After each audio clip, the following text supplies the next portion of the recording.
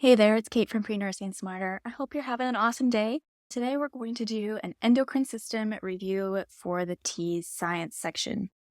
First of all, this was a request from the YouTube comments, so if there are other lessons that you want to see, please let me know. And of course, I have everything that you need to know for the TEAS in my online TEAS prep program that you can check out at any time.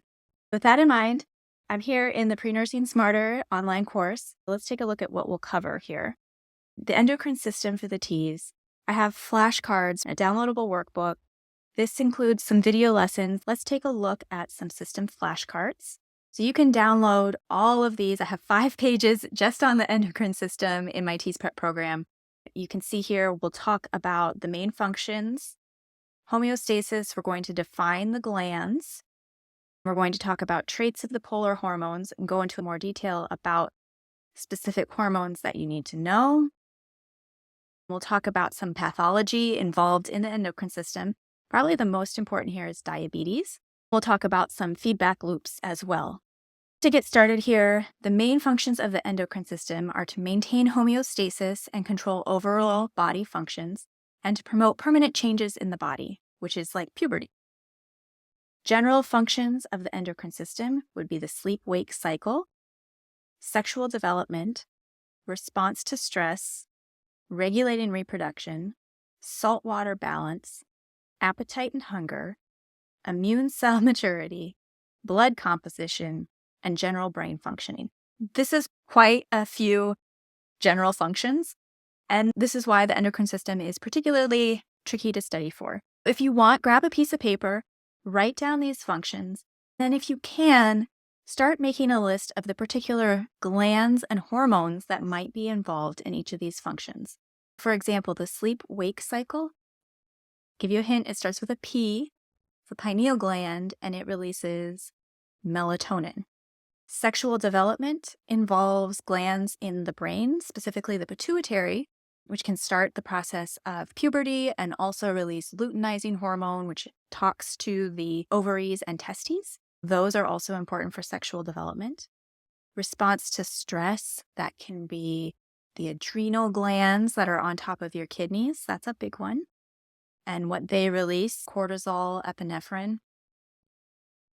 Regulate reproduction, that also ties in a lot with sexual development.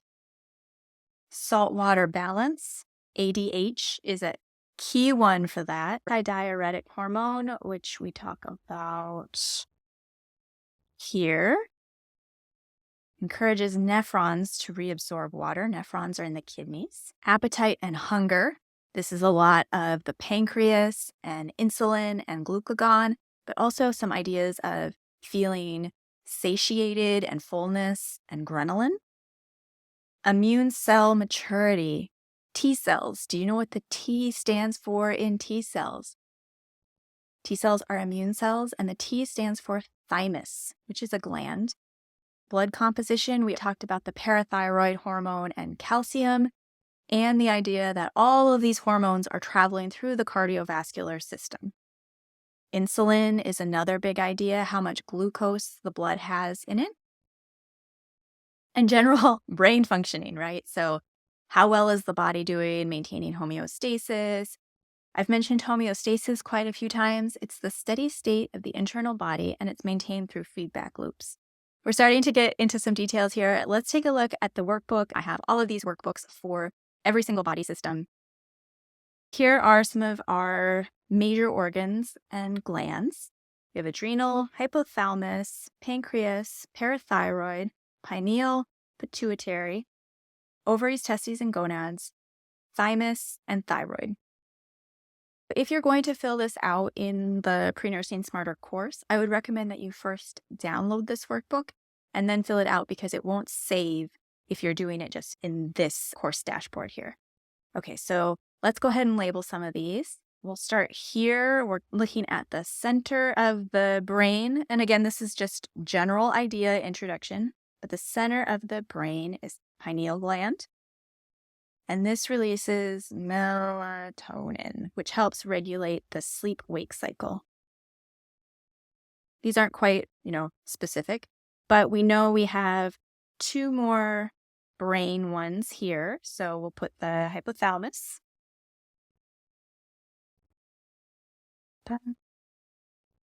Yes. If you remember what's so important about this one, it's the connection between the endocrine and nervous systems.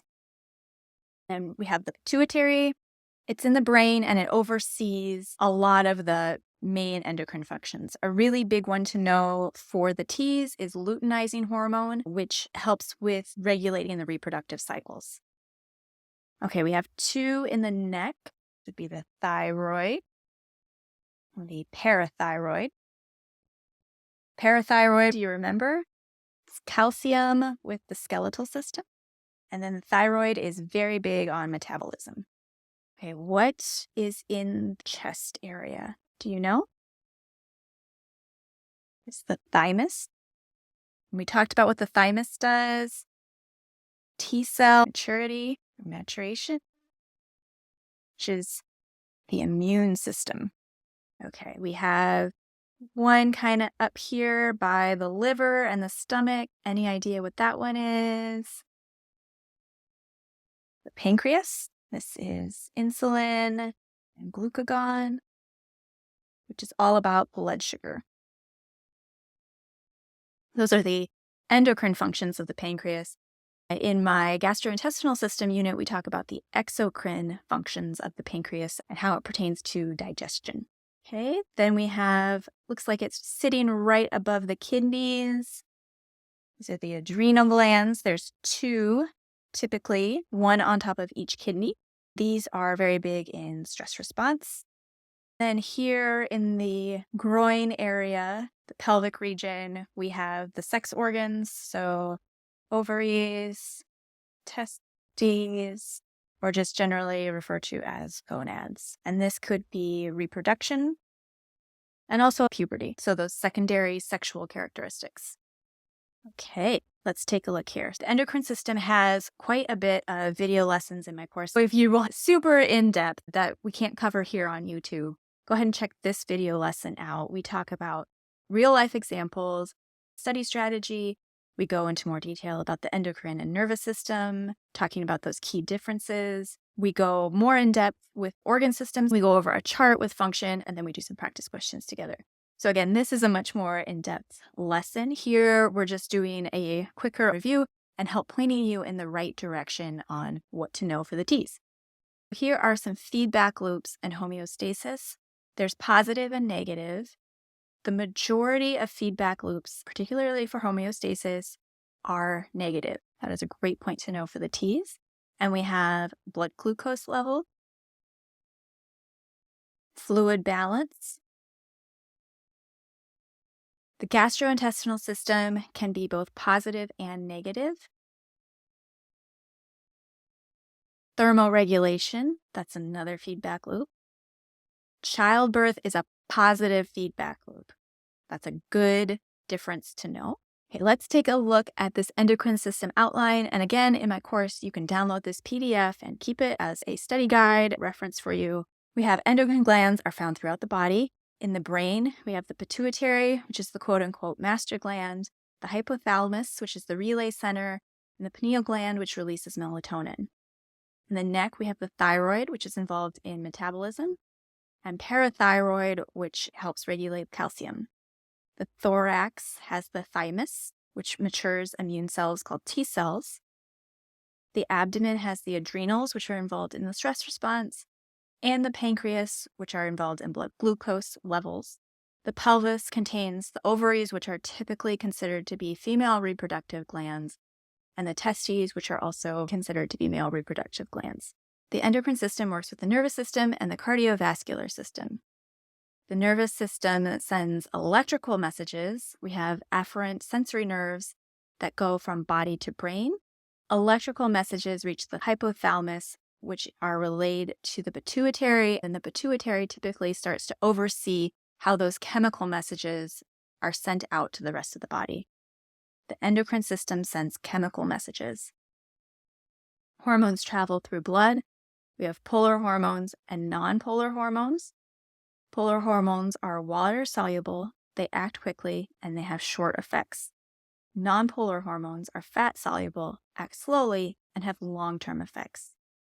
Hormones act on target tissues, so they travel through the blood from their originating gland to their target tissue to have their effects. Feedback loops and homeostasis. Homeostasis involves keeping the body at a steady state. Brain monitors body functions. The hypothalamus does much of the sensing, and the pituitary does a lot of the responding in terms of hormone release. Majority of homeostasis feedback loops are negative. Again, we talked about some of those positive ones, like childbirth, but the majority of homeostasis feedback loops are negative. Negative feedback loop examples would be blood glucose level. Beta cells release insulin for glucose to go back into cells, and alpha cells release glucagon. Fluid balance involves the kidneys and ADH. Then we have thermoregulation as well. And positive feedback loops, to know for the TEAS, would be childbirth and a menstrual cycle. If you are a little overwhelmed, I have built-in review here. I have an audio review that goes over the main points to know, especially if you're feeling overwhelmed. If you don't like audio, I have the transcript here as well. Every body system has a quiz to help you apply what you've learned. I know this is an overview of what to study for the endocrine system, but I hope you have a better idea of where to go next. Start with making a list of these glands: pituitary, anterior pituitary, posterior pituitary, hypothalamus, pineal, thyroid, parathyroid, thymus, adrenal glands, pancreas, ovaries, testes. Start there, write them out, know where they are in the body, list their hormones they release, the general function in the body, and any body systems that they start to interact with. The skeletal, immune, digestive, reproductive systems, those are some of the big ones. Then look at specific fat-soluble and water-soluble hormones. Next, compare and contrast the endocrine system with the nervous system, and then build to feedback loops. That's the general overview I'd recommend for studying here. If you need any more resources, be sure to check out my TEAS prep program. I hope this helps you. Keep up with the great work, and I'll catch up with you soon. Take care.